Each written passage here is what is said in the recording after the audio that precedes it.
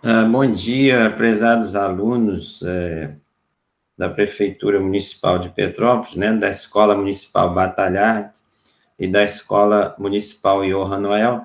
Eu gravo esse vídeo para vocês, mas também a todos alunos do ensino fundamental e até do médio, enfim, quem tiver interesse no assunto métodos contraceptivos, né, também chamados de métodos anticoncepcionais, né?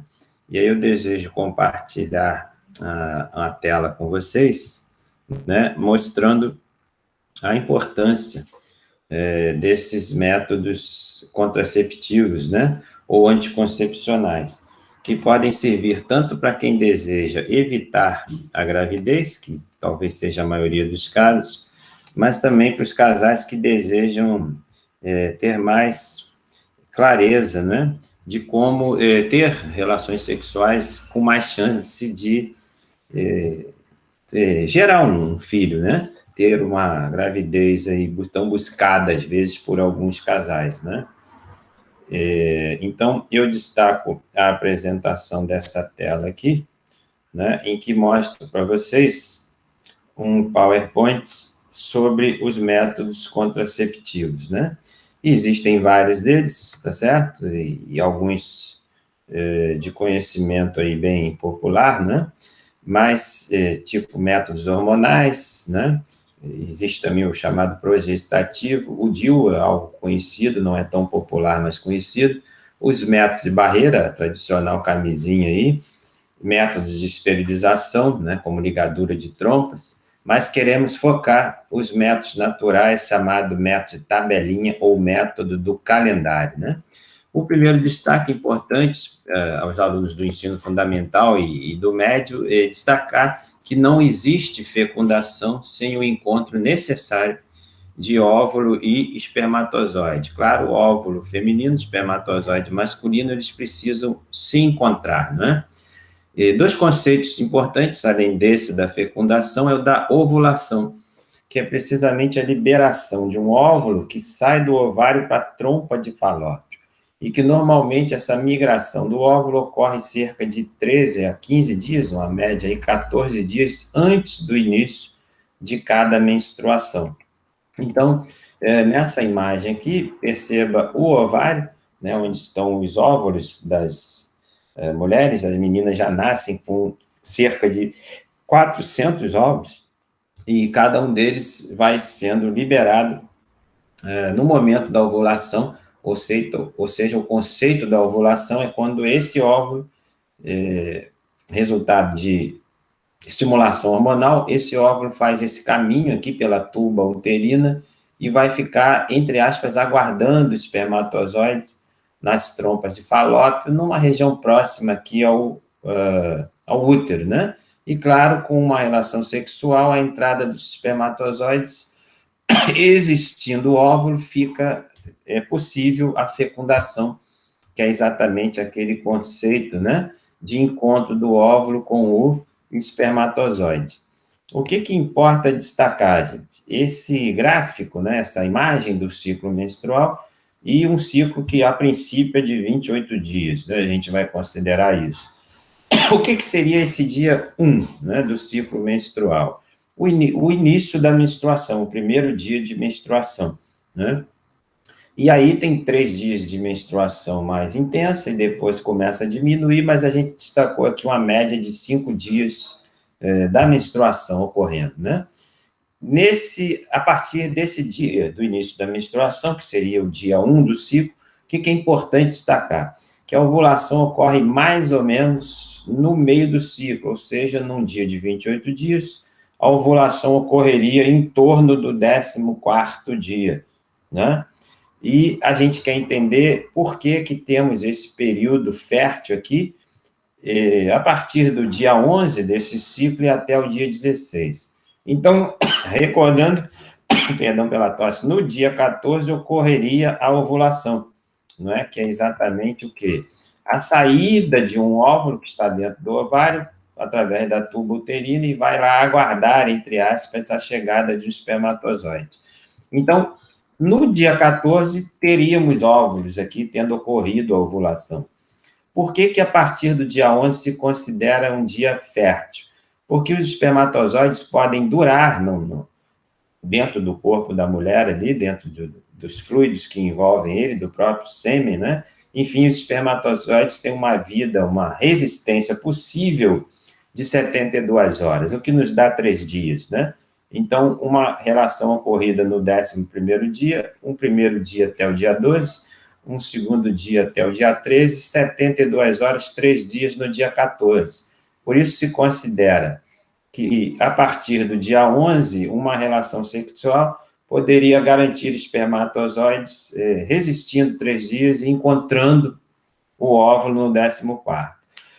Da mesma forma, mais ou menos, o óvulo resiste aí 2 a 3 dias, então até o dia 16 poderia existir um encontro com alguns espermatozoides.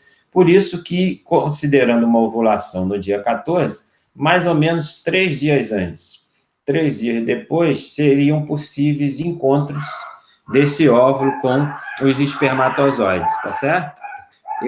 Um destaque, um exercício que desejo fazer é aqui nesse calendário, simulando um exercício a partir de um dia, né? De um dia imaginário para uma menstruação. Então, supondo uma menstruação ocorrendo num determinado dia, né, até que dia existiria o dia fértil ou não, né? É o que eu quero exercitar aqui. Então, fazendo esse exercício e colocando aqui um ponteiro com caneta, né? Com caneta, eu estou supondo aqui como exemplo uma menstruação iniciando no dia 2 de junho, nesse calendário aqui de exemplo. Então, a mulher iniciou a menstruação 2 de junho, considerando um ciclo de 28 dias, a próxima menstruação seriam 4 semanas depois, né? 1 semana, 2 semanas, 3, então no dia 30 de junho seria, teoricamente, a próxima menstruação. Então, uma mulher que menstruasse dia 2 de junho ficaria de novo menstruada 28 dias depois, portanto, dia 30 de junho. Contando mais 4 semanas, 1, 2, 3, 4, no dia 28 de julho, ocorreria nova menstruação dessa mesma mulher, nesse exemplo em que ela menstruou, a princípio, no dia 2 de junho. O que a gente quer marcar agora? Os dias de ovulação, né? Então, apenas trocando a cor da caneta aqui, né? Passando para uma cor azul, eu quero destacar agora que, tendo a menstruação iniciado no dia 2 de junho, no exemplo hipotético aqui, 14 dias depois, ou seja, 2 mais 14, no dia 16 de junho, essa mulher teria a ovulação dela aqui, né? Ela volta a ficar menstruada aqui 30 de junho e mais 2 semanas, ou seja, no dia 7, no dia 14 de julho, ocorreria nova ovulação. Então, perceba que nesse exercício, numa menstruação iniciada dia 2 de junho, eu marquei uma ovulação no meio do ciclo, no dia 16, uma nova menstruação no 30, uma outra ovulação no 14 e uma terceira menstruação no 28 de julho. Ou seja, de 14 em 14 dias, a gente altera menstruação para ovulação, ovulação para menstruação, menstruação para ovulação e ovulação para uma terceira menstruação. O que a gente quer terminar exercitando aqui? Que em torno do dia marcado para ovulação seria o período fértil. Mais ou menos, né? 3 dias antes, né? Então, estou marcando aqui 3 dias antes do 16, ocorreria já a possibilidade de dias férteis, e mais ou menos 3 dias depois do dia 16, ou seja, 17, 18, 19, também seriam dias férteis, né? E repetindo essa ideia aqui em julho, em torno do dia 14 de julho, melhor, né? 3 dias antes de 14 de julho e 3 dias depois de 14 de julho, teríamos essa semana aqui como uma semana fértil da mulher que iniciou uma menstruação no 2 de junho. Então, perceba que com um simples calendário, né, e marcando-se a menstruação a cada 4 semanas, e no meio dessas menstruações, destacando-se os dias férteis, tem-se o que a gente chama de método de tabelinha ou método do calendário, né? O casal pode ter o controle, né? E se no caso desejar a gravidez, priorizar as relações sexuais nessas semanas, nessas datas marcadas em azul. Se o objetivo for a não concepção, a não gravidez, usar o método da tabelinha como método anticoncepcional, seria o caso de evitar as relações no trecho marcado em azul no mês de junho e no trecho marcado em azul no mês de julho. Concluindo, isso pode ser feito ao longo do ano, sempre alternando de 14 em 14 dias o período da menstruação com o período de ovulação no meio entre as menstruações. Espero ter sido útil, né? Nessa aula em que se deseja destacar tão somente o uso, né, desse método denominado tabelinha ou método do calendário. Obrigado.